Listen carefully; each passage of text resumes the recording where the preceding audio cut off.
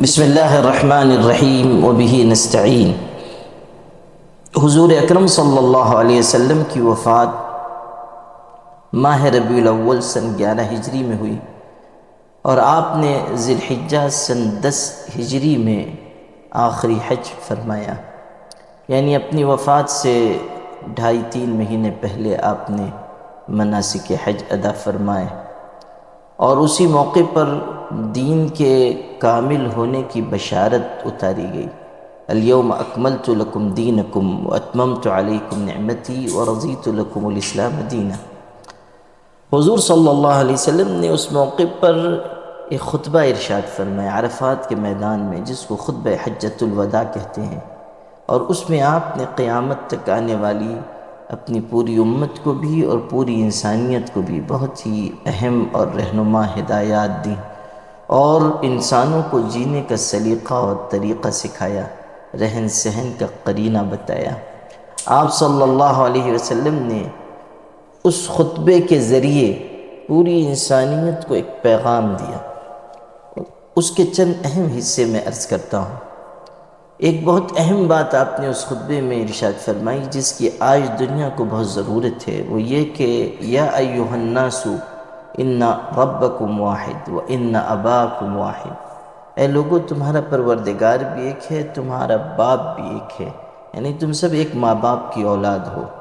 تم میں آپس میں کوئی بھید بھاؤ نہیں ہے، کوئی اونچ نیچ نہیں ہے، ذات پات کا کوئی نظام نہیں ہے، رنگ و نسل کی بنیاد پر کوئی برتری نہیں ہے،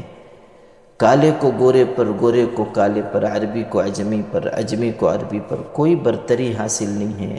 لوگ ایسے برابر ہیں جیسے کنگھی کے دندانے برابر ہوتے ہیں۔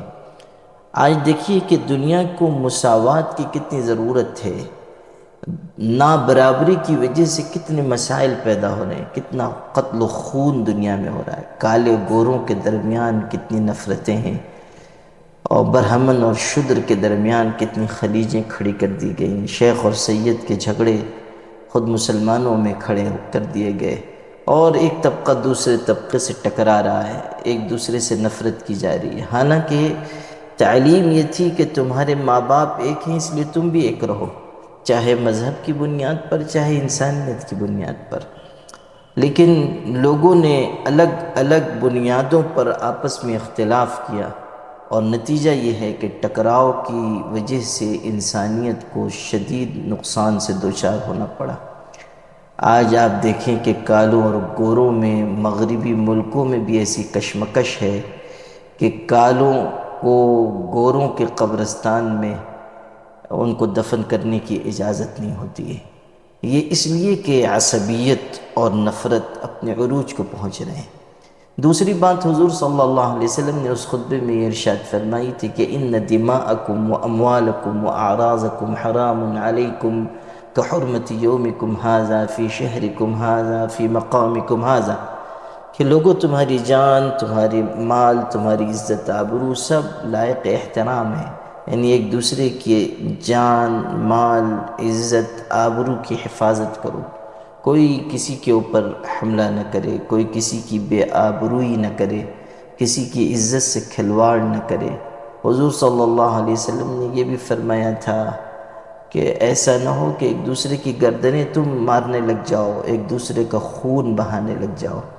آج اس تعلیم کی بھی دنیا کو ضرورت ہے کہ ہر ایک کی جان محترم ہو، ہر ایک کا مال محترم ہو، ہر ایک کی عزت و آبرو کا احترام کیا جائے، کسی مذہب کا ہو، کسی دین کا ہو، کسی تہذیب کو ماننے والا ہو، دنیا میں کہیں رہنے والا ہو، اس کے خون کا احترام کیا جائے۔ حضور صلی اللہ علیہ وسلم کی تعلیم ہے کہ اگر تم دریا پر بھی بیٹھے ہوئے ہو، سمندر کے کنارے اور وضو کر رہے ہو نماز کے لیے، تو تم پانی ضرورت سے زائد استعمال نہ کرو، ضرورت سے زیادہ پانی نہ بہاؤ۔ اس سے یہ سبق ملتا ہے کہ پیغمبر جب ضرورت سے زیادہ پانی بہانے کی اجازت نہیں دے رہے ہیں، تو وہ کسی کا خون بہانے کی اجازت کیسے دے سکتے ہیں؟ جو دین اس کی تعلیم دیتا ہو کہ ضرورت سے زائد پانی تم استعمال نہیں کر سکتے ہو، بہا نہیں سکتے ہو، تو خون بہانے کی گنجائش کیسے ہو سکتی ہے؟ تو خون کا احترام ہو، جان کا، عزت آبرو کا، مال کا۔ تیسری بات جو اس خطبے میں بہت اہمیت کے ساتھ آئی ہے وہ یہ کہ سودی نظام سے بچو۔ سود کا نظام غریبوں اور کمزوروں کے خون چوسنے کا نظام ہے، اور یہ انسان کے دل کو بھیڑیے کا دل بنانے کا نظام ہے، اور یہ انتہائی بدترین چیز ہے کہ ایک انسان مفاد پرست اور خود غرض بن کر اس طرح جیے کہ دوسروں کا خون چوس کر وہ خود اپنی زندگی کو بہتر بنائے۔ اسی لیے اعلان ہوا تھا کہ جاہلیت کا تمام سود باطل ہے،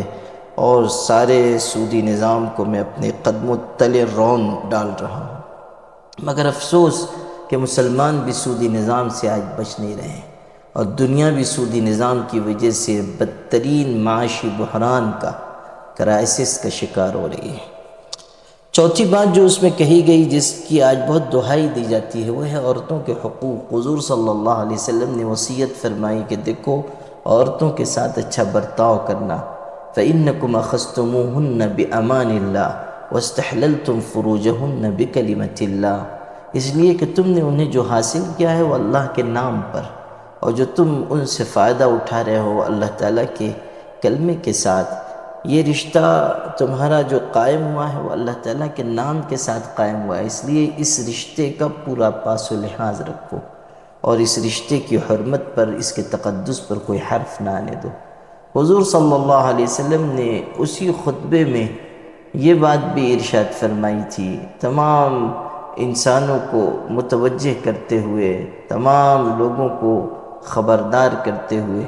کہ دیکھو، ایک انسان دوسرے انسان کے ساتھ ایسا سلوک کرے جس کی وجہ سے دوسرے انسانوں کو راحت حاصل ہو۔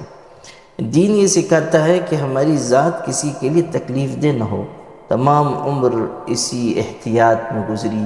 ہمارا آشیانہ کسی شاخ چمن پہ بار نہ ہو۔ حضور صلی اللہ علیہ وسلم کی ان تعلیمات پر عمل ہم سب کے لیے نہایت ضروری ہے۔ اللہ تعالیٰ توفیق عطا فرمائے۔ وآخر دعوانا الحمدللہ رب العالمین۔